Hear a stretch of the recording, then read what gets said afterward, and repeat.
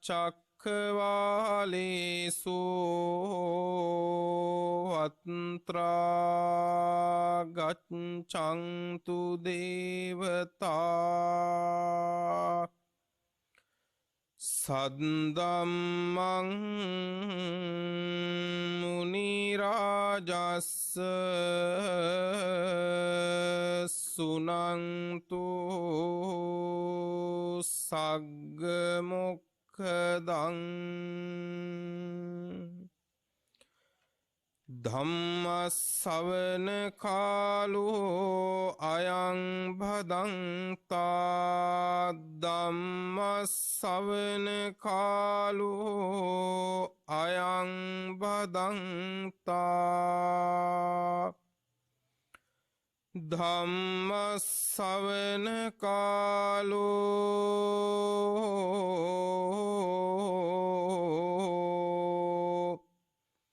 අයං භදන්තා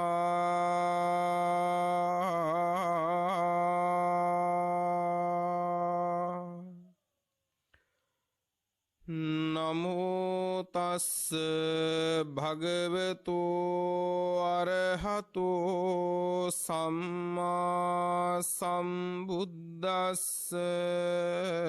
නමෝ තස්ස භගවතු අරහතෝ සම්මා සම්බුද්දස්ස නමෝ තස්ස භගවතු අරහතෝ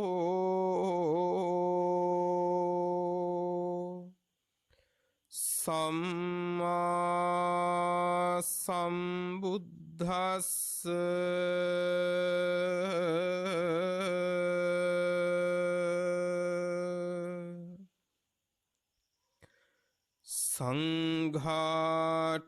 සංඝාටිකන්නේ චේපි භික්ඛවේ භික්ඛු ගහිත්වා පිට්ඨිතෝ පිට්ඨිතෝ අනුබන්දෝ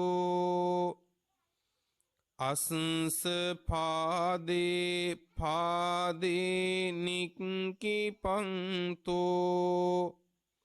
සෝච හෝති අභිජ්ජාලු කාමේසු තිබ්බ සාරාගෝ භ්‍යාපන්න චිත්තෝ පදුට්ට මන සංකප්පෝ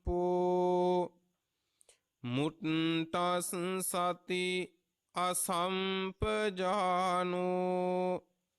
අසමාහිතෝ විබ්බන්ත චිත්තෝ පාකතින්ද්‍රියෝ අතකෝසෝ ආරකාව මයිහං අහංච තස්ස තංකිස්ස හේතු ධම්මං හිසෝ භික්ඛවේ භික්ඛු න පස්සති ධම්මං අපස්සන්තෝ නමං පස්සති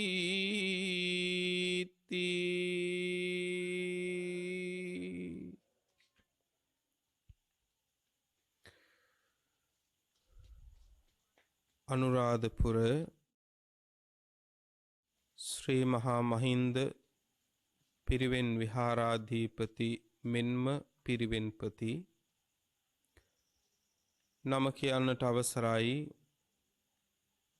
ගෞරවනීය අමනුගම දේවමිත්ත අපේ පණ්ඩිත හාමුදුරුවන් වහන්සේගෙන් පළමු කොටම අවසරයි. පිරිවෙන් විහාරස්ථානයේ වැඩ සිටින සදා වන්දනීය වූ අනෙකුත් ගෞරවනීය මහා සංඝරත්නයන් දවසරයි ශ්‍රද්ධාවන්ත පින්වතුනි සියලු දෙනාම සූදානම් වෙන්නේ දැන් තථාගත බුදුරජාණන් වහන්සේ විසින් ලෝ සතට කරුණාවෙන් දෙසූ ධර්මයෙන් මේ සීමිත වෙලාවේ ඊටාම ස්වල්ප ධර්ම කාරණා කීපයක් නමුත් තමන් ශ්‍රවණය කරන්නටත් ධර්ම දානයක් ලෙස ලෝකෙට බෙදන්නටත් මේ උතුම් ධර්ම දාණය අනුරාධපුර ශ්‍රී මහා පිරිවෙන් විහාරස්ථ භූමියේ සිට සිද්ධ කරන්නට යෙදෙන්නේ විශේෂයෙන්ම වාර්ෂිකව සිද්ධ වන වස්පින්කම නිමිති කරගෙන එහි පරිවාර පින්කමක් හැටියටයි මේ ධර්ම දාණය සිද්ධ වන්නේ. අවශ්‍යතා සම්පූර්ණ කරමින් යන විහාරයක්. එමෙන්ම සම්බුද්ධ ශාසනයේ හෙට දිනයේ බරදරන බුද්ධ පුත්‍රයන් වහන්සේලාට ධර්ම ශාස්ත්‍රෝද්ඝානය කරන පින්බිමක්. එවන් තැනක පින්වත් ඔබ මෙලෙස උතුම් කුසල් දහම් සම්පූර්ණ කිරීමට සෙත් යොමු කිරීම ලොකු ලාභයක්. ඒ බවත් සිහි කරමින් මේ ස්ථානයේ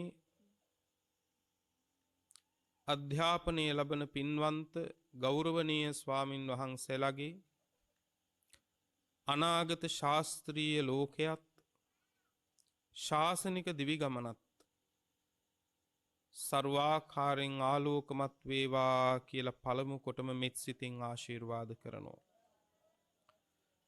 අද මේ දේශනාව බෞද්ධ ආරූප වාහිනිය ඔස්සේ ලොව පුරාම විසුරුවා හැරීමේ පින්වන්ත දායකත්වයේ දරමින් කටයුතු කරන්නේ දෙහිවල නැදිමාල ග්‍රීන්ලන්ඩ් මාවතේ පදිංචි පින්වත් ලලනා කුමුදුනී මහත්මිය ඇතුළු පින්වන්ත පිරිස විසින්.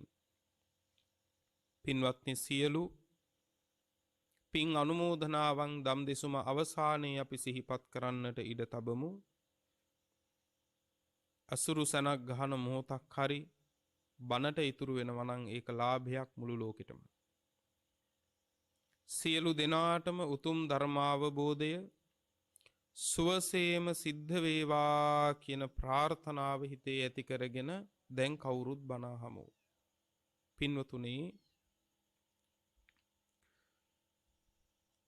අපිට කැඩපතක් වගේ අපි දෙස බලා ගන්න පුළුවන් සූත්‍ර දේශනාවක් මාතෘකා කළේ. පින්වත්නි මේ ලෝකේ මසැස විවර කරලා ලෝකෙ දෙස බලපු මිනිස්සු නැති කෙලෙසුත් හදාගෙන ඇති කෙලෙසුත් හොඳට වැඩි කරගත්තා. හැබැයි මසැස ඇරලා නැනස ඇරපු මිනිස්සු මේ සංසාරේ ගමන ඉවර කරගත්තා. අමතක කරන්න එපා සංසාරේ අපිට පුරුදු හැබැයි ওই දෙකින් කොයිකද? මසැස වහලා නැනස ඇරලාද නැනස වහගෙන මසැස ඇරගෙනද? අපිට සංසාරේ බුදුවරු මුණ ගැහි ආපු ගමනක දීර්ඝ ගමනක පින්වත්නි අපිට හුරු නැනස වහගෙන මසැස ඇරගෙන සංසාරේ දුවලා. හැබැයි දැන් ආපහු වාරයක් අපිට එළඹිලා තියෙනවා පින්වත්නි බුදු කෙනෙක්ගේ ආලෝකයෙන් දැකිය යුතු දකින්න. පින්වත්නි සූර්යෝපම කියලා සූත්‍රයක් තියෙනවා. බුදුරජාණන් වහන්සේ දේශනා කරනවා මහණෙනි මේ ලෝකේ හිරුසඳු පහළ නොවන කාලයක් තියෙනවා. හිරුසඳු නැහැ ඒ කාලේ. දැන් අපි හිතන් ඉන්නේ මේ හිර සඳ පවා මේවා සදාකල් තියෙනවා කියලානේ. එහෙම එකක් නැහැ පින්වත්නි. බුදුරජාණන් වහන්සේ දේශනා කරනවා මහණෙනි දැන් මේ හැම එකක්ම අනිත්‍යයිනේ. මේ හැම එකක්ම අනිත්‍යයි පින්වත්නි. පින්වත්නි දැන් අපිට බැලූ බැල්මට හිතෙනවා මේ ලෝකේ මේ මහ පොළොව මේ මහා සමුද්‍රය මේවා අනිත්‍ය නැහැ කියලා. බුදුහාරු දේශනා කරනවා මහණෙනි කාලයක් එනවා මේ මහා සමුද්‍රයේ අබ පියල්ලකට ගන්න තරම්වත් වතුර නැති. අබ පියල්ලකට ගන්න තරම්වත් වතුර නැතිව මෙහි මහා සමුද්‍රයේ හිඳෙන දවසක් එනවා කියනවා. හැබැයි ඒක මේ පැයෙන් දෙකෙන් වරුවෙන් වෙනවා නෙමෙයි. දීර්ඝ කාලයක් ඇවෑමෙන් එහෙම දවසක් එනවා. මහණෙනි තේරුම් ගන්න කියනවා සංස්කාර ධර්ම අනිත්‍යයි කියලා. ඔබ මම මේ මහ පොළොව පය ගහලා ඉන්න ඔක හැදුනා කියන්නේත් කොහොමද? මේ මහ පොළොව මෙච්චර වැඩුණා කියන්නේ දේශනාවේ කියනවා සංසාරේ එකම සත්වයේගේ අම්මා මැරිලා ඒ මැරිච්ච මලකඳන් සංසාරේ වලලලා ඒ වලලපු මලකඳන් පස් බවට පත් වෙලා ඒ පස් වලින් මේ මහ පොළොව මෙච්චරක් වැඩුණා කියලා කියන්න බෑ කියනවා. දැන් හිතන්න බලන්න ওই පය ගහලා ඉන්න පොළොව ඔබේ අම්මගේ මලකඳින් හැදිච්ච එකක් නා. සංසාරේ තව ඕනේද ඔයත්තන්ට? පියවරු මැරිච්ච වාරත් එහෙමයි. දරුවෝ ඉන්නේ 1 2 මේ භවයේ. හැබැයි මැරිච්ච දරුවෝ ගාන ඉහේ කෙස් වලින් කියන්නද අහසේ තරු වලින් කියන්නද පොළවේ වැලි වලින් කියන්නද නේ? එහෙනම් ඔය වාරවල පින්වත්නි අපිත් මැරෙන්න එපා. එහෙනම් අද මේ අපි පය ගහලා ඉන්න මහ පොළොව පින්නතුනේ අපේම මල කඳින් අපේ අම්මගේම මල කඳින් අපේ පියතුමාගේම මල කඳින් අපේ දරුවන්ගේම මල කඳන් වලින්ම මෙච්චර වැඩිච්ච එකක්ද නැද්ද? වැඩිච්ච එකක්. ඕක බෙදා ගන්න තමයි අපි දඟලන්නේ. හිතන්න බලන්න. දැන් මම කියන්නේ මේ මසැස අරගත්තු නැනස වහගත්තු ලෝකෙට වෙච්ච විපත. හැබැයි ওই ටික තේරෙන්නේ මසැස වහලා මොකක් අරගත්තොත්ද? නැනස අරගත්තොත් පිනන්නේ. මේ මහ පොළොවේ හාත්පසින් දුන් දාන කාලයක් එනවා කියනවා. මේ බුද්ධ වචනේ. මේ බුද්ධ වචන දැන් කෙනෙකුට හිතෙන්න පුළුවන් අනේ ඌවා කෙරෙන වැඩද? ඌවා කොහෙද වෙන්නේ?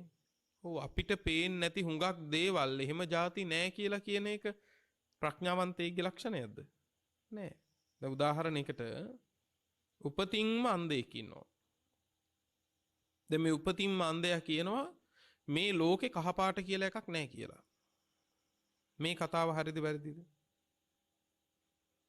නැබෙනතේ මේ කතාව වැරදි. ඇයි ඒ? එයාට පේන්නේ නැති වුණාට ඇස් තියෙන මිනිස්සුන්ට පේන්න කහපාටක් ලෝකේ තියෙනවා.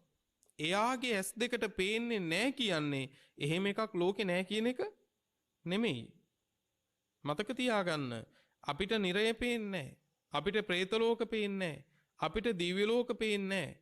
අපිට මේවා කැඩිලා බිඳලා දුන් දාලා හිඳිලා යනවා පේන්නේ නැහැ. ඒක අපේ අන්ධකම මිසක එහෙම දෙයක් ලෝකේ නැත්තේ නෑ පින්වත්නි. ඒ නිසා අන්ධයෝ වෙච්ච අයට හොඳම වැඩේ තමයි පේන කෙනෙක්ගේ අත අල්ලගෙන ඉස්සරහට යන එක. බුද්ධ වචනයෙන් වදාළ දේ අදහාගෙන ගැලවිල්ල හොයාගෙන යනවා ඇරෙන්න වෙන දෙයක් අපිට වෙන විකල්පයක් නෑ පින්වත්නි. එතකොට බුදුරජාණන් වහන්සේ දේශනා කරනවා පින්වත්නි මේ හැම දෙයක්ම අනියතයි. මේ හැම දෙයක්ම අනියතයි. ඒ වගේ මේක විනාශ වෙලා අනිත් පැත්තට හැරිලා පින්වත්නි ආයි ලෝකේ පටන් ගන්න කාලේ පින්වත්නි ජීවය එදාට හිරුසඳු පවා පින්වත්නි නැහැ. හිරුසඳු නැත්තම් මොකද වෙන්නේ? රෑ දවල් නැහැනේ. රෑදවල් නැත්තං දවස් සති මාස අවුරුදු තියනොද? ඒකක්වත් නෑ. ඒකක්වත් නෑ. තියෙන්නේ එකම එක දෙයයි. මොකද්ද? පින්වත්නි තියෙන එකම දේ තමයි පින්වත්නි ගන්න අන්ධකාරයක්. ඒ අන්ධකාරය මොනතරම් අන්ධකාරයක්ද කිව්වොත් ළඟ ඉන්න කෙනා පේන්නේ ළඟ ඉන්න කෙනා පේන්නෙත් නෑ. ඒ තරම් ඝන අන්ධකාරයක්. අන්න ඒ වගේ තමයි කියනවා මේ ලෝක ධාතුවේ සම්මා සම්බුදුරජාණන් වහන්සේ නමක් පහළ නොවන තාක් කල් පින්වත්නි තියෙන එක දෙයයි. මොකද්ද? එදාට පින නැහැ. එදාට පව නැහැ. කුසලයේ නැහැ. නිවන කියලා එකක් නැහැ. ඒ මොකක්වත් පින්වත්නි ලෝකය දන්නේ නැහැ. බුදුරජාණන් වහන්සේ නැමැති සූර්යයා පහළ නොවෙච්ච කාලේ මේ ලෝකේ තියෙන එකම එක දෙයයි. ඒ එකම එක දේ මොකද්ද? අන්ධකාරය. මොන අන්ධකාරයද? අවිද්‍යාව නැමැති අන්ධකාරය කියනවා පින්වත්නි. එදාට මේ මුළු ලෝකෙම අවිද්‍යාවෙන් වැහිලා පින්වත්නි. අවිද්‍යාව විතරමයි තියෙන්නේ. අර ඉර හඳ පහළ නොවිච්ච තැන දින සති මාස නැහැ වගේ එදාට පින කුසලයේ මොකක්වත් ඔය මොකක්වත් නැහැ. අවිද්‍යාව විතරයි තියෙන්නේ. එහෙනම් හිතලා බලන්න අපිට ලැබිලා තියෙන මේ අවස්ථාව කොච්චර වටිනා දුර්ලභ අවස්ථාවක්ද කියලා. ඒ ලැබිච්ච අවස්ථාවත් පින්වත්නි අපි අන්තිමේදී බලනකොට මැරිලා යන්නේ බල්ලු පූසෝ වගේ නම් නේ? ඒ ලබාගත්තු දුර්ලභ අවස්ථාවත් අපි මැරිලා යන්නේ පින්වත්නි අර මස් කඩේ මැරිලා යන ඌරු හරක් වගේ නම්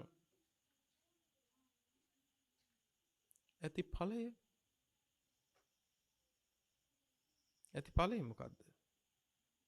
ඒ නිසා බුද්ධ ශාසනයක බුදුන්ට දෑත එකත කරපු ශ්‍රාවකේ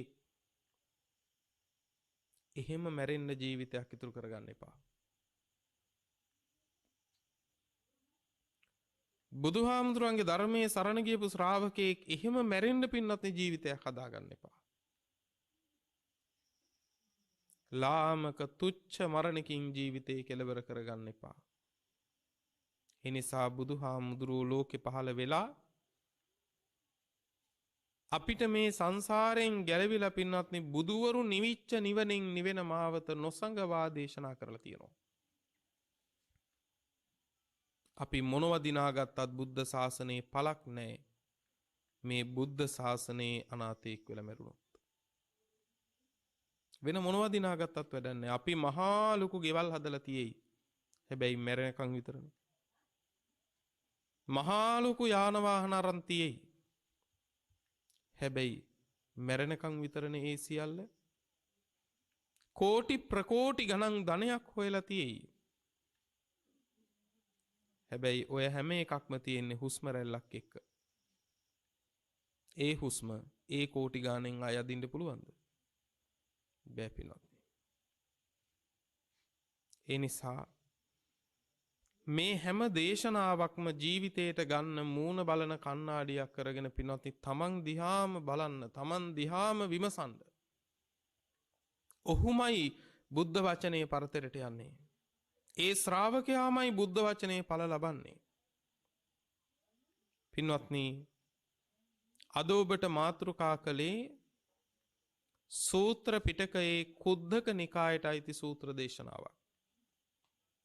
කුද්දක නිකායේ තියෙනවා ග්‍රන්ථ 15ක්. ඒ ග්‍රන්ථ 15න් එකක් ඉතිවුත්තක පාළි කියලා කියන්නේ.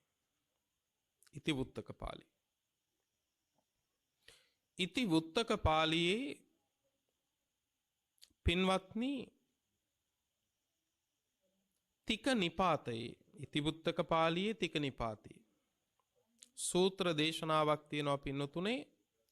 සූත්‍රයේ නම සංඝාටිකන්න කියන සූත්‍රය. මොකද සූත්‍රයේ නම සංඝාටිකන්න සූත්‍රය. බුදුහාඳුරු පුදුම දෙයක් දේශනා කරනවා. ගිහි ඔබටත් පැවිදි අපිටත්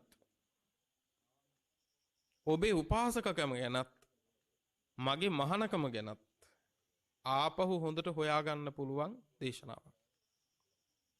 ආපහු හොඳට හිතන්න පුළුවන් දේශනාවක්. බුදුරජාණන් වහන්සේ දේශනා කරනවා මහණෙනි, යම්කිසි ශ්‍රාවකයෙක් ඉන්නවා. ඒ භික්ෂුවක් වෙන්න පුළුවන්, ඒ ගිහි උපාසකයෙක් වෙන්න පුළුවන්, කවුරු වුණත්. ගිහි කෙනෙක් වෙන්නත් පුළුවන්, පැවිද්දෙක් වෙන්නත් පුළුවන්. හැබැයි අමතක කරන්න එපා, මේ පැවිදි වෙච්ච මම ඇතුළු මේ පිරිවෙනේ ඉන්න 49ක් පමණ වෙච්ච මේ ගෞරවනීය පොඩි හාමුදුරුවන් වහන්සේලා ලොකු පරිත්‍යාගයක් කරපු පිරිසක්. ඒක ඔබට තාම කරන්න බැරි වෙලා තියෙනවා. මොකද්ද? ඔබ ඔබේ අම්මා එක්ක මොනතරම් බැඳීමක් තියනවද? ඔබ ඔබේ පියතුමා එක්ක මොනතරම් බැඳීමක් තියනවද? ඔබට වයස අවුරුදු 30 වෙලා 40 වෙලා 50 වෙලා ඒත් ඒ බැඳීම පින්වත්නි දුරස් කරගන්න ලේසි නෑ. ඒත් මතක තියාගන්න, මේක පිරිවෙන් විහාරස්ථානයක්. මේ පිරිවෙන් විහාරස්ථානයේ ඉන්න පුංචිම හාමුදුරුවෝ බැලුවොත් සමහර විටකදී අවුරුදු 7ක් 8ක් 10ක් 12ක් වෙන්න ඇති. වැඩින් අනික් හාමුදුරුවෝ බැලුවත් අවුරුදු 10දී 12දී තමයි පින්නත් මහානදමට ආවේ. වදාපු අම්මා දාලා, හදාපු තාත්තා දාලා, තමන් එක්ක එකට සෙල්ලම් කරපු යාළු මිත්‍රයෝ ටික දාලා, ඔය හැම එකක්ම අත්හැරලා බුදුහාමුදුරුව වෙනුවෙන් එන්න උන්වහන්සේලාට සංසාරේ කොහොම කුසල බලයක් තිබිලා තියෙනවද? කුඩා කාලේ උන්වහන්සේලාටවත් ඒක තේරෙන්නේ නැහැ. නමුත් බණ පොත කියවනකොට අපිට දැන් තේරෙනවා එදා අපිට තිබිච්ච පින. අම්මත් අතහැරලා බුදුහාමුදුරුව ළඟට එන්න. පියා අතහැරලා බුදුහාමුදුරුව ළඟට එන්න. සෙල්ලම් කරන දුවපනින කාලේ යාළුවෝ තමයි ලෝකය. ඒ ඔක්කොම අතහැරලා බුදුහාමුදුරුව ළඟට එන්න.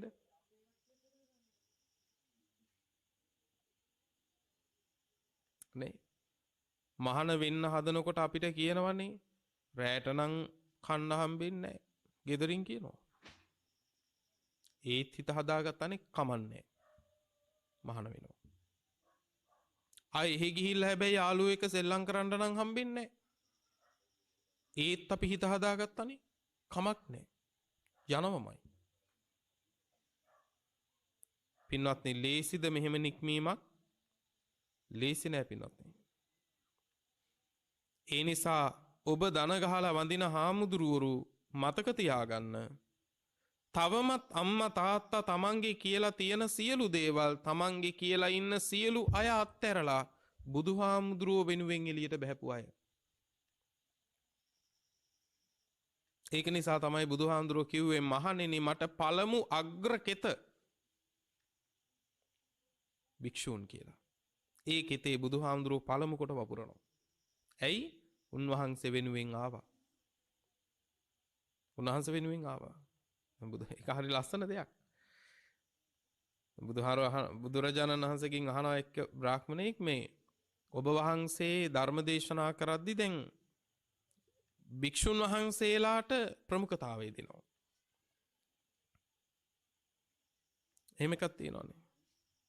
ඒ මොකද? බුදුරජාණන් වහන්සේ කියනවා කුඹුරු 3ක් තියෙනවා. එක කුඹුරක් තමයි ඊටාම හොඳට අස්වැන්න ලැබෙන සරු කුඹුරු තියෙනවා පින්වත්නි. ඒ තමයි පළවෙනි කුඹුර. දෙවෙනි කුඹුර තමයි මධ්‍යම ප්‍රමාණයෙන් අස්වැන්න ලැබෙන කුඹුරු තියෙනවා. හුද්දටම සරුත් නැහැ, හැබැයි නිස්සරුමත් නැහැ. තවත් කුඹුරු තියෙනවා අන්ත නිසරු කුඹුරු. බුදුරජාණන් වහන්සේ අහනවා බ්‍රාහ්මණය මේ කුඹුරු තුනෙන් හොඳම හොඳ බිත්තර වී නුඹට ලැබුණොත් එහෙම මේ කුඹුරු තුනෙන් පළමු කොටම වපුරන්නේ කුමන කුඹුරද කියලා ඇහුවා. මොන කුඹුරද පින්වත්නි? ඉස්සර වෙලාම වපුරන්නේ හොඳම කුඹුරේනේ. හොඳම කුඹුරේ වපුරලා ඉතුරු වුණොත් ඊළඟට වපුරන්නේ අර මධ්‍යම තත්වයේ තියෙන කුඹුරේ. ඒත් වපුරලා ඉතුරු වුණොත් ඉතින් අර නිස්සාර කුඹුරටත් වී ටිකක් ඉහිනවා කමක් නැහැ. ඉතින් හරකෙක් හරි කයිනේ. එහෙම කියලා දේශනාව එහෙමම තියෙනවා. හරකෙක් හරි කයිනේ කියලා ඉතින් ඉහිනවා. බුදුහාරෝ කියනවා අන්නේ වගේ තමයි මගේ පළමු කෙත තමයි කියනවා භික්ෂු භික්ෂුණී පිරිස. තිබිච්ච ලොකු කුඩා හැම දේම අත්හැරලා බුදුහාමුදුරුවෝ වෙනුවෙන් මේ ගමන ආවා. බුදුහාමුදුරුවෝ විශ්වාස කරගෙන හැමදේම අත්හැරලා එළියට බැස්සා. ලේසි නෑනේ ඒක. නේද පින්වත්නි? දැන් ඔය ඇතෝ ඒක අතාරින්නේ නැතුවනේ පොඩ්ඩක් මේකත් අතපත ගහන්නේ. නේ ඒක අතාරින්නත් බයයි. මොකක් වෙයිද දන්නේ කවුද? හැබැයි අපි එහෙම නෑ. අපි බුදුහාමුදුරුවෝ ගැන මේ ප්‍රතිපත්තිය ගැන පූර්ණ විශ්වාසය තියලා ඒ හැම එකක්ම ආයි හැරිලා බලන්න නැතුව අත්හැරලා ආවේ. ඒ නිසා බුදුහාමුදුරුවෝ කියනවා මං පළමු කොට ධර්මයේ දේශනා කරන්නේ උන්වහන්සේලාට කියලා. පළමු කොට අනුකම්පාව හිමි වෙන්නේ උන්වහන්සේලාට කියනවා බුදුහාමුදුරුවන්ගේ. වෙනසක් කියන එක නෙවෙයි. නමුත් ඒ දේශනා කරන ධර්මයේ අග්‍රඵල ලබන්න සුදුසු වෙන විදිහට ඒ අය ලොකු පරිත්‍යාගයක් කළා. දෙවනියට දේශනා කරනවා කිව්වා ධර්මකාරණය උපාසක උපාසිකා පිරිසට මොනවා වුණත් ඒ අය එහෙත් අල්ලගෙන හරි මෙහෙත් අල්ලගෙන ඉන්නවනේ නේ. ඒක නිසා ඒ අයට දෙවනුව ධර්ම දේශනා කරනවා කිව්වා. අන්නේ තීර්ථකයන්ට ඊළඟට දේශනා කරනවා කිව්වා. ඉතින් අර අන්තිම නිස්සාර කුඹුර ඉතින් හරකෙක් හරි කයි කියලා වපුරනවා කිව්වනේ. ඒ වගේ ඉතින් අන්නේ තීර්ථකයන්ටත් ඉතින් බණපදයක් කියලා දෙනවා. නිවන් නොදැක්කා වුණත් අඩුම තරමේ හතර ආපායවත් නොයා බේරෙයිනේ. ඒකත් ලොකු දෙයක් නේ. එතකොට මේ ගිහි පැවිදි අපි හැමෝම ඔබත් ලොකු පරිත්‍යාගයක් කරනවා මේ ශාසනය වෙනුවෙන්. බුදුරජාණන් වහන්සේ දේශනා කරනවා යම් ගිහි කෙනෙක් වේවා යම් පැවිද්දෙක් වේවා සංඝාටි කන්නේ බුදුරජාණන් වහන්සේගේ සංඝාටිය කියලා කියන පින්වත්නි සංගල සිවුර. ඔයත් දැකලා ඇති පින්වත්නි මේ උරහිස මැත්තේ තවත් සිවුරක් නමලා දිගට දාගෙන යනවා. ඒකට කියනවා සංගල සිවුර කියලා. සංගල සිවුර මේ ගන්නේ බොහෝ විට දෙපට සිවුර තමයි මේ ගන්නේ. පැහැදිලිද? දැන් ඇයි එහෙම උරහිස මත තබාගෙන යන්නේ? හැබැයි ඇයි සිවුර උරහිස මත තියන්නේ? පින්වත්නි මේ තමයි උන්වහන්සේගේ ගමන. උන්වහන්සේට ලොකු මළුවල දාගෙන ඔසවගෙන දක්වගෙන යන්න දේවල් උන්වහන්සේට නැහැ. උන්වහන්සේට තියෙන්නේ සන්තකේට ඔච්චරයි තුන් සිවුරයි පාත්‍රයි. ඉතින් පෙරවන සිවුර පෙරව ගත්තා අතට පාත්‍රය ගත්තා අතිරේක සිවුර කරේ දාගත්තා. උන්වහන්සේ එතනින් පස්සේ වුණ ගමනක් වඩිනවා. ඒක තමයි කිව්වේ සපත්ත භාරෝ සකුණීව පියාපත් බර පමණක් ඇති කුරුල්ලා වගේ කිව්වා හාමුදුරුවෝ. භික්ෂුවකගේ ජීවිතය කාලානුරූපීව ගිහි සමාජයේ සංකීර්ණතාවයත් එක්ක යම් යම් සංකීර්ණතාවන්ට භික්ෂු ජීවිතේ පත් වෙලා තියෙනවා. ඒකට බුදුහාමුදුරුවෝ අවකාශයක් සලසලා තියෙනවා. මූලික ආහාර පද්ධතිය විනාශ කරගන්නේ නැතිව යම් යම් ප්‍රමාණ වලින් සංශෝධන වලට ලක් වුණාට ඒකේ වරදක් නැහැ. නමුත් භික්ෂුවකගේ ජීවිතේ පින්වත්නි හරි සරලයි. දැන් කුරුල්ලෙක් ඉගිලෙන්නේ පියාපත් වලින්. ඒ පියාපත් දෙක විතරමයි කුරුල්ලට බර. ඔය ඇත්තෝ සමාන කළේ කාටද? දැන් අපිට පියාපත් දෙකේ බර පමණක් ඇති හංසයට තමයි අපි උපමා කරලා තියෙන්නේ. ඔය ඇත්ත උපමා කරලා තියෙන්නේ සිකී යතා නීල ගීවෝ විහංගමෝ. නිල් පාට බෙල්ලක් තියෙන රණමොන රට තමයි ඔය ඇත්තන් උපමා කරලා තියෙන්නේ. දැන් හරි ආඩම්බර ඇති කොච්චර ලස්සනද කියලා. ඕක තමයි නිවනට කල් යන්නේ. දැනටමත් ආඩම්බරයි නේ. ඇයි මොනරත් පක්ෂියෙක් පියාපත් දෙකක් තියෙනවා. පියාපත් දෙක තිබුණත් මොනරට හංසයට වගේ ඉගිලෙන්න බෑ. ඇයි අතිරේක බරක් තියෙනවා. පිල් කලඹ. හැබැයි ලස්සනයි කියලා හිතේ ඒකෙන්ම තමයි ගමනත් පරක්කු. ඒක නිසාමයි ගමන පරක්කු. එතකොට ගිහි වේවා පැවිදි වේවා බුදුරජාණන් වහන්සේ දේශනා කරනවා යම් ශ්‍රාවකෙක් බුදුරජාණන් වහන්සේගේ සංගල සිවුරේ කොනක් අල්ලා ගන්නවා පසුපසින්. අර උරහිස මත දාගත්තු සංගල සිවුරේ කොනක් අල්ලා ගන්නවා. දැන් සංගල සිවුරේ කොනක් අල්ලා ගන්න දුර ඉඳලා පුළුවන්ද? බෑ. එහෙනම් බුදුරජාණන් වහන්සේගේ දේහයට ගෑවෙන නොගෑවෙන තරමට ලං වෙන්න වෙනවා. ලං වෙලා දැන් සංගල සිවුරේ කොනක් අල්ලා ගන්නවා මේ ශ්‍රාවකයා. දැන් හිතන්නකෝ ඒ ඔබ කියලා. තම තමන්ට ගලප ගන්න මේක. දැන් සංගල සිවුරේ කොනක් අල්ලගෙන තථාගතයන් වහන්සේ යම් තැනකද පාදයේ තියන්නේ ඒ පාදය තියපු තැන ඊළඟට මෙයා අඩිය තියෙනවා. පැහැදිලිද? බුදුරජාණන් වහන්සේ සිරිපතුල තියෙන තැන දැන් ඉදිරියට වඩිනකොට ඒ තිබ්බ තැන බලාගෙන එතනම අඩිය තියෙනවා. ඊළඟ උන්වහන්සේගේ ශ්‍රී පාදයේ තියන්නේ කොතනද? එතනම යාගේ අනික් කකුල තියෙනවා. ඔහොම ඔහොම තිය සංගල සිවුර අල්ලගෙන බොහෝ දුරක් යන තැන මේ ශ්‍රාවකයා යනවා.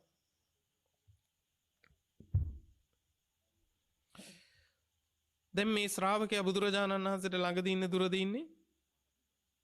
අපි නැත්නම් ළඟ. ඒක එහෙම කියන්න බෑ. ඒක තමයි වැදගත් කතාව.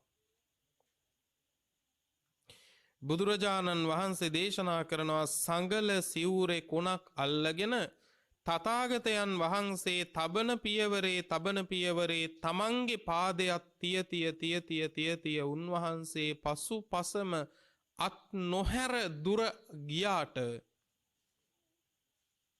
ඒ ප්‍රමාණයෙන් එපමණකින් ඒ ශ්‍රාවකයා බුදුරජාණන් වහන්සේ ළඟ ඉන්න කෙනෙක් නෙවෙයි කියනවා.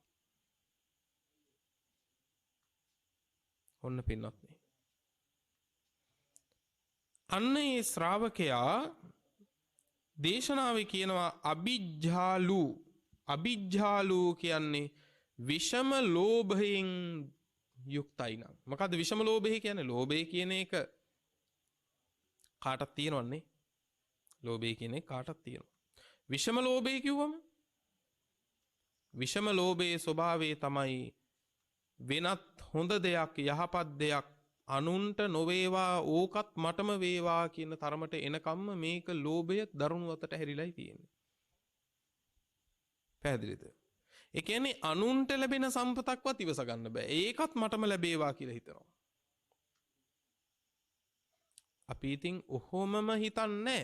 ඕක වෙන විදිහකට හිතනවා. කොහොමද? දැන් අපි හිතමු ගමේ කවුරු හරි කෙනෙකුට පින්වත්නි ලොතරැයි දිනුමක් හැදෙනවා. දැන් කියනවාද මම මේ කියන්නේ අපි හිත වැඩ කරන හැටි. දැන් අපි කියනවාද අනේ සාදු ඔය පෙර පිං තමයි පහළ වෙලා තියෙන්නේ කියලා ඔය බණහන ඔයත් කියනවාද? පිං ගැන පව් ගැන හරියට බණහනයි කියනවාද? අනේ ඉතින් ඒ අය සංසාරේ දීපුවා තමයි ඔය හම්බෙන්නේ. එහෙම කියනවාද? නැත්තම් බොහෝ දෙනෙක් කියන කතාව තමයි අනේ ඉතින් ඒකත් හම්බෙන්නේ කාටද? තියෙන මිනිහටමනේ. ඒකත් හම්බෙන්නේ තියෙන මිනිහටමයි. මේ නොකියා කියන්නේ මේ කියන කතාවල නොකියා කියන එක තමයි පින්වත්නි ගන්න ඕන. නොකියා කියන්නේ ඕක නැති බැරි මිනිස්සයාට හම්බුණා නම් හොඳයි. ඒ නැති බැරි මිනිස්සයා කවුද? ඔය ඇත්තන්ගේ අල්ලපු ගෙදර කෙනාද?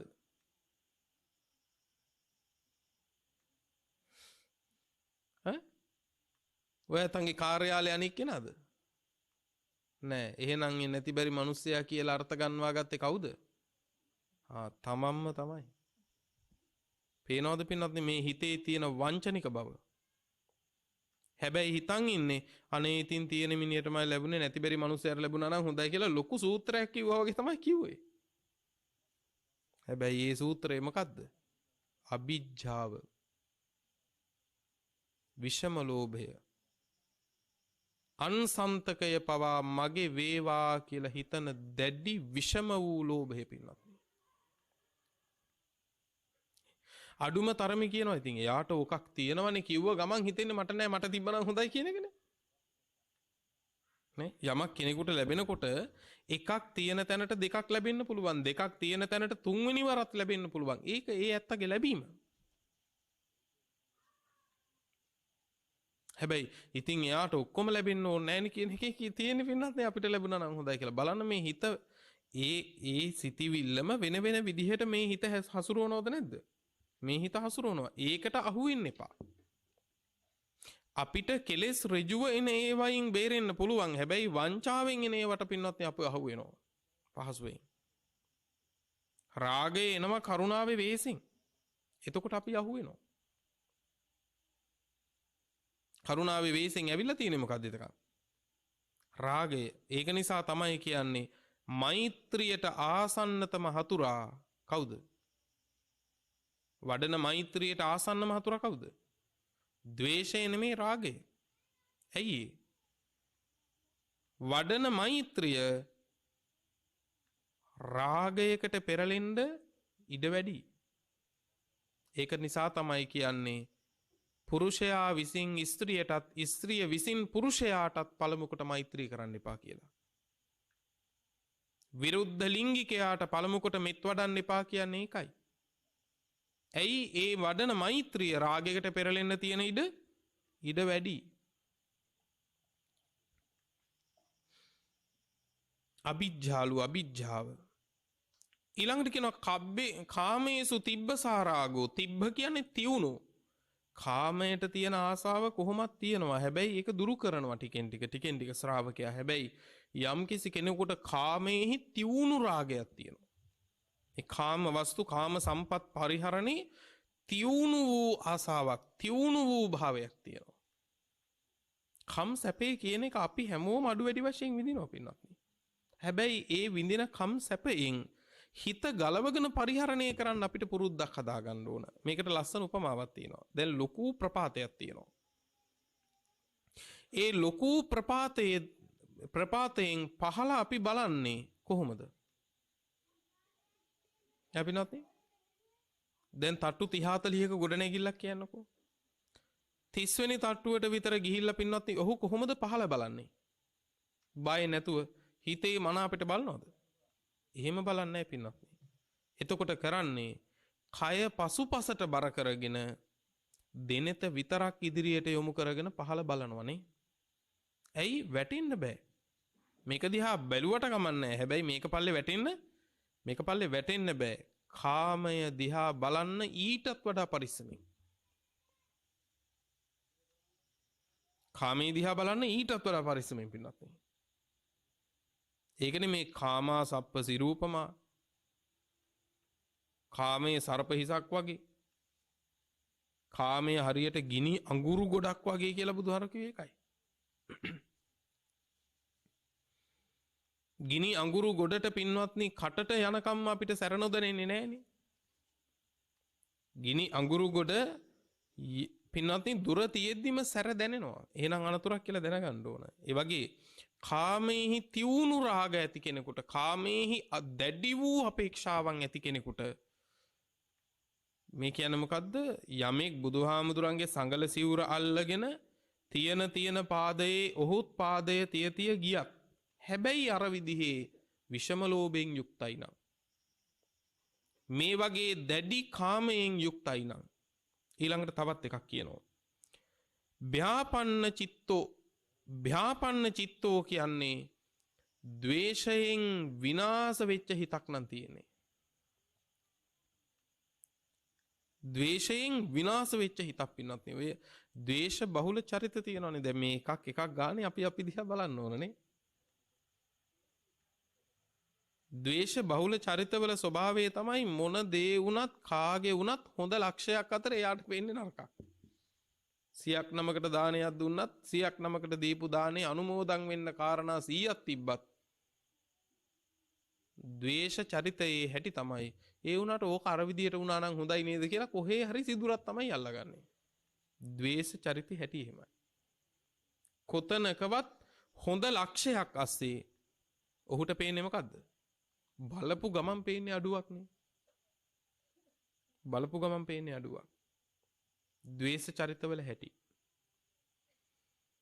ඒ ද්වේෂයෙන් විනාශ වෙනවා පින්වත්නි. ඒ ද්වේෂයෙන් සිත විනාශ වෙනවා. බලන්න රථයකට නැගලා පින්වත්නි වාහනයකට නැගලා පින්වත්නි පොඩි දුරක් යනකොට ගෙදරින් බණ අහලා ධම්ම චින්තා අහලා එහෙම ගමන් යන මිනිස්සු උදේ පාන්දර වැඩට පිටත් වෙන්නේ ධර්ම චින්තාව අහලා. බුදු ගුණ සූත්‍ර ටික අහලා ඉවරලා තමයි වාහනේ අතට අරන් ගමන පිටත් වෙන්නේ. හැබැයි විනාඩියයි 2යි 3යි මහපාරේ එයා තමයි හොඳම රියදුරා කියලා අනික් රියදුර ඔක්කොටම බයිනවා.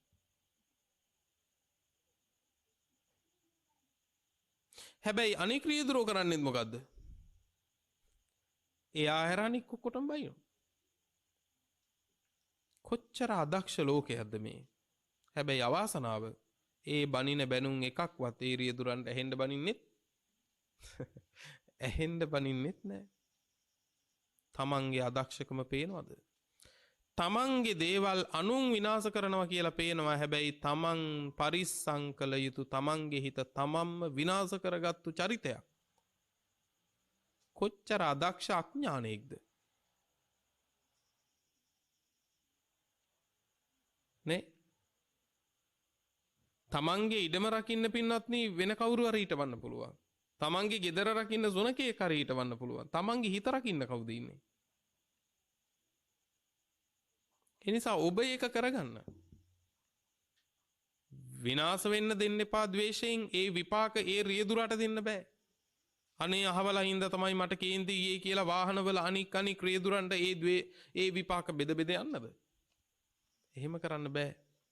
මෙතනදී ඔබ ඔබේ ගැලවුම්කාරයා වෙන්න. එතකොට යමෙක් ද්වේෂයෙන් විනාශ වෙලා නම් හිත. ඊළඟට තවත් වචනයක් කියනවා. පදුට්ඨ මන සංකප්පෝ. පදුට්ඨ මන සංකප්පෝ කියලා කියන්නේ පින්වත්නි සිතේ තියෙන සිතිවිලි ඊටාම විනාශ වෙච්ච ස්වභාවයට ගිහිල්ලා. ඒ කියන්නේ හොඳ සිතිවිලි මාත්‍රයක් නම් ඇත්තෙම නැහැ. යහපත් සිතිවිලි මාත්‍රයක් නම් ඇත්තෙම නැහැ. පදුට්ඨ මන සංකප්පෝ.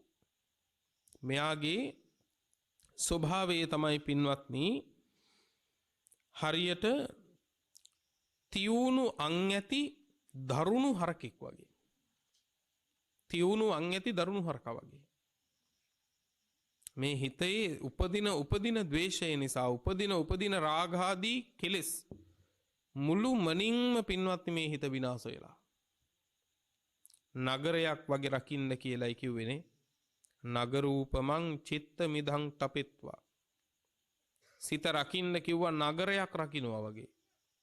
කය ගැන බලන්න කිව්වේ කොහොමද? කුම්භූපමං කාය මිමං විදිත්වා. කය දිහා බලන්න කිව්වා ඔක මැටි කලේ වගේ කියලා. ඇයි ඕක කැඩිලා බිඳලා විනාශ වෙලා යනවා. සිත හැබැයි රකින්න කිව්වා නගරේ වගේ. නමුත් වෙමින් පවතින්නේ මොකද්ද? කය නගරේ වගේ රකින්නවා. හිත මැටි කලේ ගහනට බිඳිලා විනාශ වෙලා යනවනේ පින්වත්නි. ඒ කරල නඩත්තු කරපු කයකින් විනාශ වෙච්ච හිතකින් බුදුවරු නිවිච්ච නිවනක් පතනවා.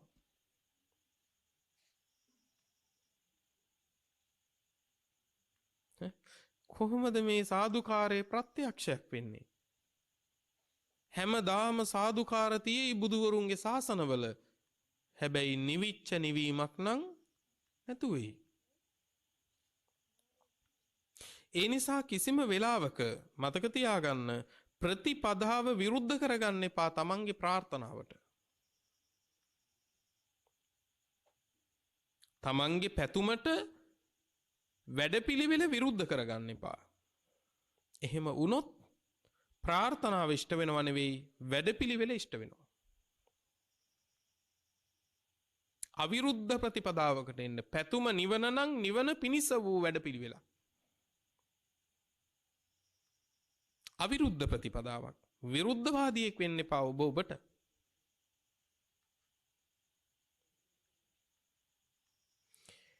ඊළඟට කියනවා පින්වත්නි මුට්ටස් සති සිහිය මුලා වෙලා. මුට්ටස් සති මුලා වූ සිහියෙන් යුක්තයි. අසම්පජානෝ ප්‍රඥාවෙන් තොරයි. මොකද්ද මෙතන ප්‍රඥාව කිව්වේ? ඇති වන දේ නැති වෙනවා කියලා දන්න ප්‍රඥාව. මේකට කියන උද්‍යව්වේ ඥානි කියලා. ඇති වන දේවල් නැති වෙනවා. නේ. හැබැයි ඒ ඥානිය නැති වුණාම ලෝකෙ මිනිස්සු ලොකුවට අනිත්‍ය ගැන බණ අහනවා. පීරිසයක් කැඩුනොත්, පිඟානක් කැඩුනොත් මුළු හිතම අනිත් පැත්තට පෙරලිලා යනවද නැද්ද? මුළු හිතම පෙරලිලා යනවා. හැබැයි කියන්නේ කොහොමද? සියල්ල අනිත්‍යයි. එතකොට අර පීරිසේ ඇරද? නෑ. එතනදී අර ධර්මයේ සී වෙන්න ඕන පින්වත්නි. නේද? එතනදී ඒක සී වෙන්න ඕන. ඒ හැම තැනකදීම පෙරලෙන්නේ නැති වෙනස් වෙන්නේ නැති හිතක් හැදෙන්න ඕන. නැත්තම් කවද්ද මේක මේ ගැටලුව निराකරණය කරගන්න පින්වත්නි?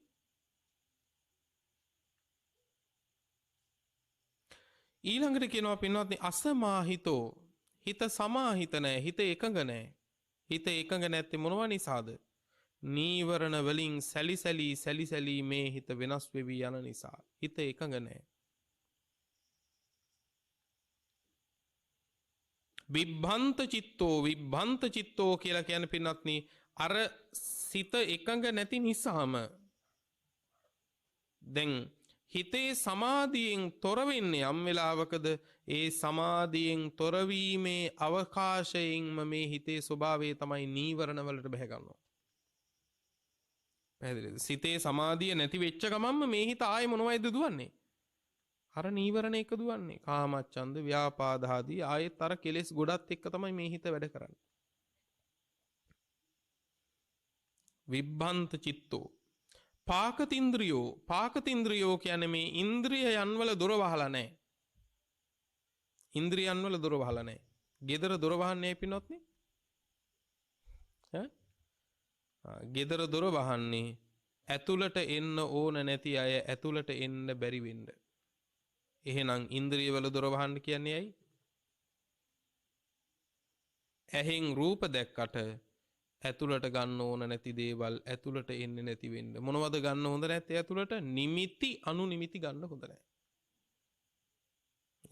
නිමිති අනුනිමිති ගන්න හොඳ නැහැ. මොකද්ද නිමිති අනුනිමිති ගන්නවා කියන්නේ? දැන් ඔය කියන්නේ මාස 3කට කලින් හමු වෙච්ච කෙනෙක් ඊට මාස 3කට පස්සේ හමු වෙච්චම කියන්නේ දැන් ටිකක් මහත් වෙලානේ. ඒ ඇයි මාස 3කට කලින් මහත මැනලා හිතේ දාගත්තා. දැන් මේ මහතම දාලා බලනවා මාස 3කට පස්සෙත්. ඒ මිනිස්සයාටවත් උමනාවක් නැහැ. ඒ මිනිස්සයාගේ ශරීරේ මහත. අපිට තියෙන වැඩ බලන්නකෝ. ඉතින් මේ ඇස්සේ නිවන් දකින්නත් එපා නේද පින්නත්? අනුන්ගේ බරත් මැන අනුන්ගේ සුද කළුත් මැනලා අනුන්ගේ උසත් බලලා කටහඬත් වෙනස්ද කියලා ඔක්කොම බලලා ඔය ඔක්කොම බලන ඇස්සේ අපි නිවන් දකින්න කොච්චර වැඩද අපිට?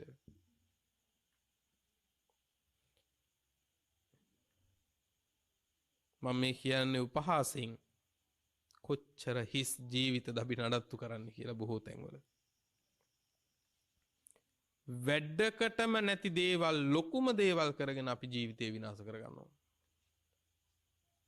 වැඩකටම නැති දේවල් වැදගත්ම දේවල් කරගෙන ජීවිතේ දිය වෙන්න අරිනවා බුද්ධ ශාසනයක. බුදුහාඳුරු දේශනා කරනවා යමෙක් මහණෙනි සංගල සිවුරේ කොනක් අල්ලගෙන තියෙන පාදයේ ඔහුගේද කකුල් තිය බොහෝ දුර තථාගතයන් වහන්සේ කාව වුණත් හැබැයි විෂම ලෝභයෙන් යුක්තයි නම් කාමෙහි දැඩි ආසාවෙන් යුක්තයි නම් ද්වේෂයෙන් හිත විනාශ වෙලා නම් ඉන්ද්‍රිය ටික සංවර වෙලා නැත්තම් හිත එකඟ නැත්තම් නීවරණ වලින් හිත බැට කනවා නම් එහෙ වූ පුද්ගලයා දේශනාවේ කියනවා බුදුහාමුදුරුවෝ පින්වත්නි අතකෝසෝ ආරකාව මයිහං ඒ ශ්‍රාවකයා මට හුඟක් දුරින් ඉන්නේ කිව්වා. මට හුඟක් දුරින් ඉන්නේ. ඒ විතරක් නෙවෙයි වැදගත්ම දෙයක් කියනවා. අහංච තස්ස මට ඒ ශ්‍රාවකයා දුරින් විතරක් නෙවෙයි මමත් ඉන්නේ ශ්‍රාවකයට දුරින් කිව්වා. ඒ නිසා අපිට ඕන ප්‍රමාණ වලින් වැඩ කරලා මම දැන් හොඳ කෙනෙක් මම බුදුහාමුදුරුවෝ ළඟ ඉන්නේ මම බුදුහාමුදුරන්ගේ හොඳ ශ්‍රාවකයෙක් කියලා අපිට ඕන ප්‍රමාණ වලින් අපිට එහෙම කියන්න බෑ. ඇයි? අපි ලං වුණාට මදි බුදුහාමුදුරුවන්ට බුදුහාමුදුරුවෝ ලං වෙන්නේ නැත්තම්. නේද පින්වත්නි? ඒ නිසා මේ ධර්මයේ ප්‍රමාණය කියන එක අපිට ඕන ප්‍රමාණය නෙමෙයි ධර්මයේ සඳහන් ප්‍රමාණයයි. අපිට ඕන තැන්වලින් පින්වත්නි අපි බුදුරජාණන් වහන්සේට ලං වෙච්ච අය කියලා තීරණය කරගන්න අපිට පුළුවන්. නමුත් බුදුහාමුදුරුවෝ දේශනා කරනවා බුදුහාමුදුරුවෝ එපමණකින් අපිට ලං වෙන්නේ නෑ. එහෙනම් බුදුහාමුදුරුවෝ අපිට ලං වෙන්නේ එක දෙයකින්. ඔබ වේවා මම වේවා කෙලෙස් දුරු කරන්න වෑයම් කරනවද? අන්න ඒ වෑයමේ තරමට බුදුහාමුදුරුවෝ අපිට ලං වෙනවා. ඒ වෑයම කොච්චරද කියලා ඔබ මෙන් අහලා බලන්න. පින්වත්නි ඒ නිසා මේ ඔබ එකතු වෙලා කරන කුසල කර්මය මේ වස්පින්කම කෙලෙස් දුරු කරගෙන බුදුහාමුදුරුවන්ට සමීප වෙන පින්කමක් කරගන්න බුදුහාමුදුරුවන්ටත් ඔබට සමීප වෙන්න පුළුවන් වෙන විදියට. එතන තමයි මේ පින්කමේ සැබෑ කුසලයේ තියෙන්නේ. පින්වත් හැම දිනාට උතුම් නිවන පිණිස මේ දේශනාව උපකාර වේවා කියන ප්‍රාර්ථනාවෙන් මේ දේශනාව නිමාවටපත් කරනවා. අද මේ උතුම් ධර්ම දානමේ පින්කමේ පින්වන්ත දායකත්වයේ ධර්මින් කටයුතු කළේ දෙහිවල නැදිමාල ග්‍රීන්ලන්ඩ් මාවතේ පදිංචි ලලනා කුමුදුනී මහත්මිය ඇතුළු පින්වන්ත පිරිස විසින්. අරමුණු අතරට එක් වෙන්නේ නොවැම්බර් මාස 27 වන දිනට වසරක් සම්පූර්ණ වන ලෝර සිල්වා පියාණන්ට පින්පෙත් අනුමෝදන් කරනවා එතුමන්ගේ අභාවයේ නිමිති කර ගනිමින්.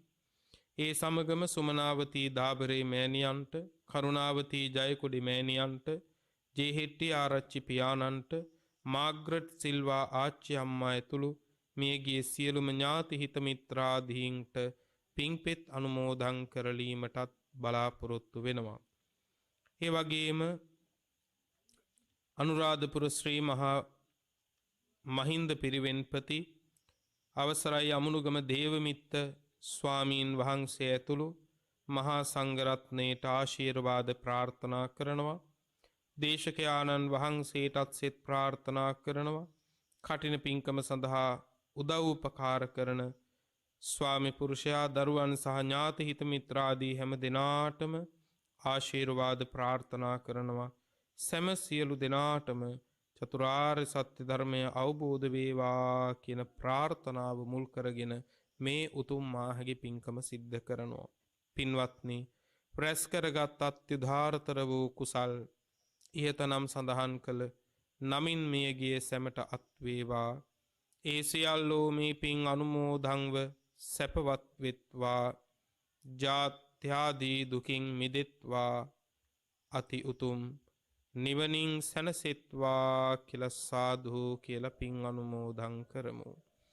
දේශනාවේ දායකත්වයේ දරූ පින්වන්ත ඔබටත් ධර්ම ශ්‍රවණය කළ සැමටත් නිදුක් නිරෝගී භව චිරජීවනය සැප ජීවනය උදා වේවා. බුද්ධාදී උතුමන් නිවුණු සැනසුණු අමා මහ නිවන මේ කුසල බලයෙන් අපටත් ලැබේවා කියලා සාදු කියලා ප්‍රාර්ථනාවන් නැති කර ගනිමු. ලොව සසුන සුරකින්න සියලු සම්මා දිට්ඨික දිව්‍ය රාජ මණ්ඩලයටත් පිං ලැබේවා. ශාසන ප්‍රතිපදාවේ දෙවියෝද අප්‍රමාදී වෙත්වා. උතුම් නිවන් සම්පත් දෙවියෝද ලබත්වා කියලා සාදු කියලා දෙවියන්ටත් පිං අනුමෝදන් කරමු. ආකාසට්ඨා ච බුම්මට්ඨා දේවා නාග මහිද්దికා පුඤ්ඤං තං අනුමෝදිත්වා චිරං රක්ඛන්තු ලෝක සාසනං චිරං රක්ඛන්තු ධම්ම දේශනං චිරං රක්ඛන්තු ත්වං සදා